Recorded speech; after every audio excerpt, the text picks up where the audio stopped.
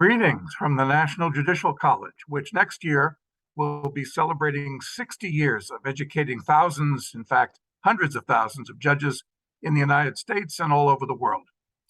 I'm Keith Fisher, and I have the honor of being the first distinguished fellow at the college. I've been asked to put together this video, and the topic I have chosen relates to artificial intelligence performing judicial functions. Two quick disclaimers. First, given the short duration of this video, one cannot explore this topic in any great depth or detail. So this is merely a brief overview of the subject. And secondly, the views or conclusions that are expressed or may be expressed are entirely my own and do not necessarily reflect those of the National Judicial College. In 2008, the distinguished jurist Richard Posner published a book called How Judges Think. And on page 5, here is this quote, which I found of interest. He talks about how dull it would be and how innocuous judges would be if all they did was to apply clear rules of law created by others. And then he says judges would be well on the road if they did that to being superseded by digitized artificial intelligence programs. Now, since that book was written, there have been very significant advances in technology, and particularly in AI, which now indeed has the potential to revolutionize judicial decision-making. So what is AI? As defined in the 2020 white paper produced by the Commission of the European Union, AI is a collection of technologies that combine data, algorithms, and computing power. The specific AI du jour is known as machine learning, which builds upon advances that have been made in data processing power that can evaluate vast amounts of documents and case files and then use those data to make predictions and can evaluate case files, they can evaluate procedural documents, and they can evaluate any judicial precedent or associated judicial decisions. A machine learning algorithm, in very general terms, solves a learning problem of improving some particular measure of performance, in this case it would be judging, when executing some task through some kind of training experience. That is, by continually doing it, it's training itself. If one thinks back to high school algebra and functions, we can represent this kind of machine learning algebraically as a function, f of x, which will then, within certain input factors, like the case files and so forth, produce an output y for any given input of x. And this can, for example, sort data into categories. It could classify certain persons as either being dangerous to the community or not dangerous to the community. It could sort people as being likely to be recidivist versus unlikely to be recidivist. In other words, it's reaching a conclusion with respect to certain classifications that have legal significance. Now, the more times the algorithm goes through this exercise, the more data that is processed, the more accurate it will become over time, and the more accurate it will be in predicting what the decision should be in each new case. So these systems can, in fact, learn, even if learning only means in terms of statistical accuracy being improved. They can learn to replicate the outcomes that human judges have made in the past in similar cases. Unlike the technological enhancements commonly used by judiciaries that simply digitize the exchange of data and documents, this kind of machine learning technology could be used to affect or even substitute for judicial decision-making. Now, there are, of course, many who are skeptical about whether this can truly replicate human thinking. AI has the ability to store years' worth of legal data, and it can sift through all of that in a relatively short period of time to inform decision-making. And it can also, in theory, give an indication to the lawyers about what their chances of winning, are, and that might very well promote settlements.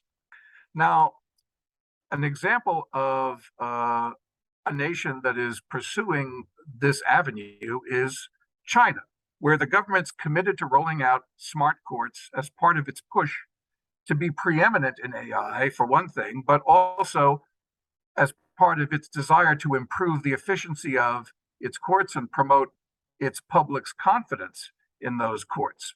So in 2018, for example, local courts in China accepted 28 million new cases, of which, and they was able to resolve during the course of that year 25 million cases on their docket. The Supreme People's Court in China handles 35,000 cases each year, and they are in the process of centralizing their data, which in 2018 was 122 million legal documents. If you contrast that with the US Supreme Court's caseload, there are only about 7,000 to 8,000 cases that are filed each year, and the US Supreme Court only hears currently about 70 to 80 of those cases. So huge difference. And so therefore, China really needs to have a greater level of efficiency in dealing with this vast amount of cases in the dockets of all of its courts. So in recent years, they've established internet courts, such as the Beijing Internet Court for Commercial Disputes, which features a robo-judge. So a litigant or a party or an attorney maybe, simply logs into the court's website, and a robo-judge will identify the nature of the claim, and you can then upload data. In other words, you can upload your evidence. Now, if you've never seen a robo-judge, here's what one looks like in China. Brazil, which spends about 2% of its gross domestic product on its judicial branch, which I think may be more than any other country in the world currently, is also experimenting with AI adjudication because of a huge backlog of cases there too. Based in Brasilia, the Supreme Court of Brazil receives 50,000 petitions a year. The backlog is almost 80 million lawsuits waiting for a final and binding decision. That's about one lawsuit for every 2.6 inhabitants of the country. Additionally, Brazil has tried to address this problem, and they've tried to address it by implementing an artificial intelligence system called Victor, which is a technology that's intended to identify cases with what they call repercussão geral, which means general repercussion. And that's a requirement for processing an appeal using using Victor, I should say, before the Supreme Court of Brazil. Victor reportedly reduces the analysis time of cases in petitions to the Supreme Court from 40 minutes per case on average to just a few seconds. Now, there is a downside to Victor, if you will, in that it's not possible to appeal from that AI determination of general repercussion. Even worse, because Victor randomly selects which cases are going to be evaluated by AI, the appellants in those cases can't be informed under Brazil's data protection laws whether Victor has been employed in their case or not. So transparency is a major casualty of deploying this particular kind of AI technology. The massive amount of case-related data made available by court technology is intended actually to increase transparency. But of course, how systems internally analyze it is hard to access. It's hard for the parties to access, it's hard for the judges to access, it's hard for the lawyers to access, and therefore there's an accountability problem. A 2016 book by data scientist Kathy O'Neill recounts the example of an Arkansas woman who was denied federal housing assistance because she failed an AI background check. And it was only when a human being took the trouble to look into the matter and the quality of the machine result that it was discovered that the woman had been red flagged in error. Another example took place in the UK, where a simple calculation error embedded in the official form used in divorce cases led to the wrong AI calculation of alimonies in 3,600 cases over a period of 19 months. The problem was not just the error, but also lingering questions about why it took the Ministry of Justice and the form users so long to detect the error. So it seems that technology users tend to focus more on the interfaces and on the tools that enable the use of technological systems and less on their internal functioning. These kinds of problems have also affected the deployment of AI in certain states within the United States that have used AI to assist in certain kinds of pretrial determinations. The algorithms used calculate recidivism risks, and they score criminal defendants based on the possibility that they will commit another crime if they are released pending their trial. This kind of scoring can create problems for judges. It places the judge in sort of an unenviable position. Suppose, for example, there's a case in which the judge is inclined to order pretrial release. In other words, not incarcerate the person until the trial, but the score from the AI indicates a high risk of recidivism. Should the judge reject that risk assessment? That's because it's a calculation made by the machine and the judge doesn't really agree with it. But if the judge does so, what if the defendant is released and then goes out and commits another crime? So the argument for the judge adhering to the AI scoring is that the systems are simply drawing conclusions from algorithms like the one illustrated on the screen from analysis of the available data, and that the scientific methods employed will calculate the risk of recidivism in a way that's more powerful and reliable than anything that an individual judge is likely to employ. But how can we be sure that the data, or for that matter, the programming, is free of biases? Advocacy groups in the United States claim there's a significant racial bias. Their analysis of actual recidivism versus predicted recidivism concludes that African American defendants are far more likely than Caucasian defendants to be incorrectly judged to be a higher risk of recidivism. And conversely, that Caucasian defendants are far more likely than African American defendants to be incorrectly flagged as low risk.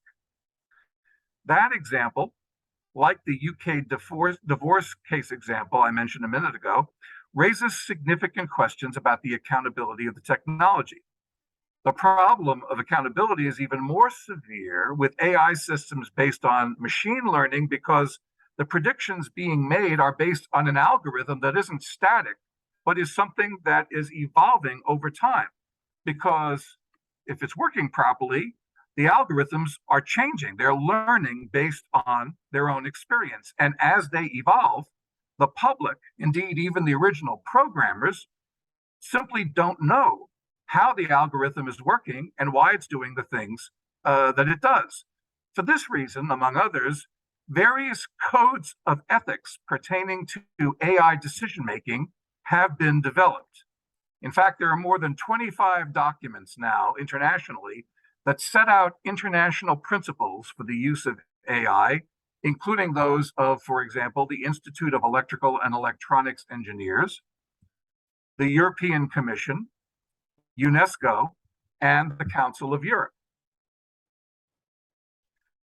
The Council of Europe's Commission for the Efficiency of Justice, which is CPEJ, is the acronym in English anyway, has addressed the use of AI in the administration of justice and has adopted 5 ethical principles. The first one is respect for fundamental rights. That means that you have to ensure that the design and implementation of AI services and tools are compatible with fundamental rights such as privacy, free speech, and a fair trial. The second principle is equal treatment, because axiomatic to a fair trial is the avoidance of discrimination between individuals and groups of individuals. The pretrial detention example that I gave from the US a few minutes ago shows that discrimination and unjustified distinction between groups is a real risk. The data used by the algorithm may be the cause, but it's also possible that the prejudice could be embedded in the programming of the algorithm itself. The third principle is data security. When processing judicial decisions and data, certified sources and data that are unalterable should be used with models that are multidisciplinary in design, and it all should be done in a secure technological environment. The fourth principle is transparency. Data processing methods should be made transparent and comprehensible, and there should be provision for external audits. The user of an algorithm must make public the choices that the algorithm has made and the data and the assumptions that it uses in a complete, timely, and appropriate manner so that these choices and those data and assumptions are publicly accessible, and also provide for the possibility of judicial review of all of those choices. In other words, we need to know that the algorithm is doing what it's supposed to do. And the fifth and last of the principles is that the AI is under user control. The algorithm may not be used, therefore, as prescriptive. In other words, the computer doesn't prescribe anything and cannot decide for itself. Users of the algorithm have to know and understand what the AI is doing, and the users have to be in control of the choices that are made. At the present time, AI judges may be legally problematic in both the European Union because of the General Data Protection Regulation, or the GDPR, and in the United States based on certain constitutional guarantees. The GDPR was implemented in May 2018, and it's binding even in the absence of implementing legislation by the EU member states. And it can be directly enforced in court with a deterrent effect that consists of some very, very substantial financial penalties for violation. The relevant article is Article 22, which endows every natural person with a right, as against all private entities and some, although not all, governmental entities, not to be subject to a decision based solely on automated processing, including profiling, which produces legal effects concerning him or her, or significantly affects him or her. That's the language of Article 22. So on its face, therefore, the GDPR grants a kind of a broad-based opt-out for Europeans from automated decision-making. Now, in the United States, we have the Constitution on the other side of the pond, if you will. And there are a couple of provisions there that are worth noting. First of all, the Sixth Amendment to the Constitution grants a criminal defendant a right to a jury trial.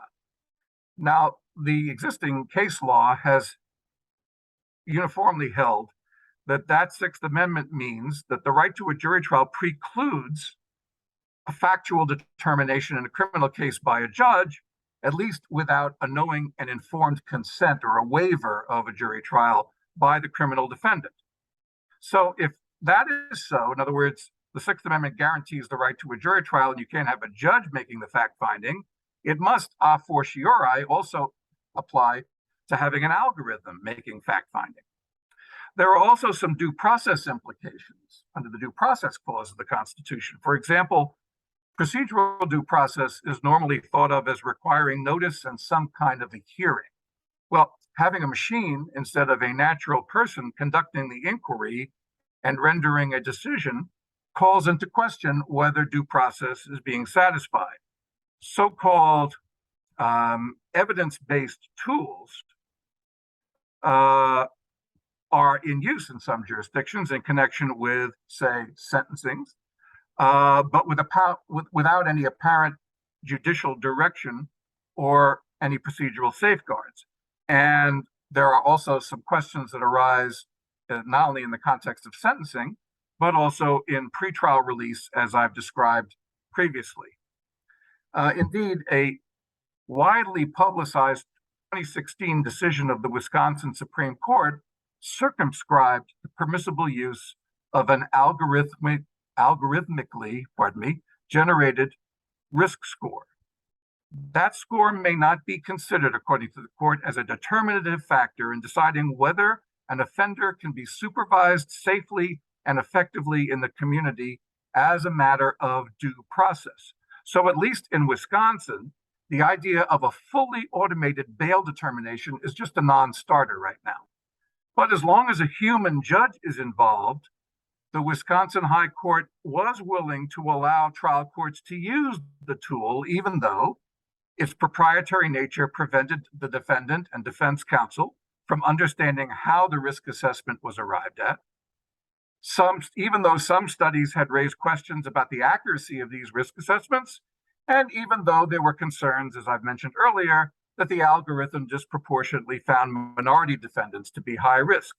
But the court felt that the manufacturer's description of the factors that the algorithm considers, which would be things like criminal history, criminal associations, substance abuse, etc., allowed the defense sufficient verification so as to satisfy the requirements of due process, provided that any pre-sentencing report that goes to the sentencing judge that relies on this algorithm discloses the following cautions to the judge. First, that there is a proprietary problem that's been invoked by the manufacturer to prevent disclosure of the information relating to exactly how the factors are being weighed and the risk scores are being determined.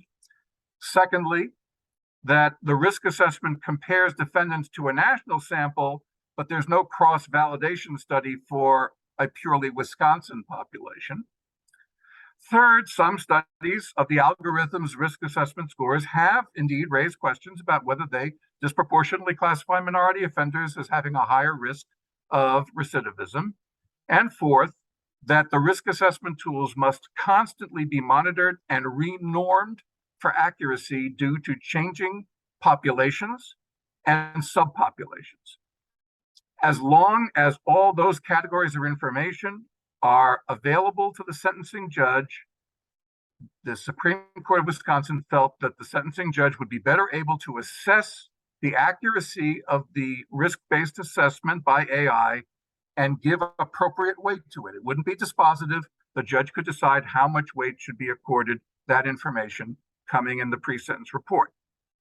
Now, to a degree, at the current state of technological development, assessing how well algorithms can perform judicial functions is not entirely dissimilar to a belief that the shadows on the wall in Plato's allegory of the cave represent reality.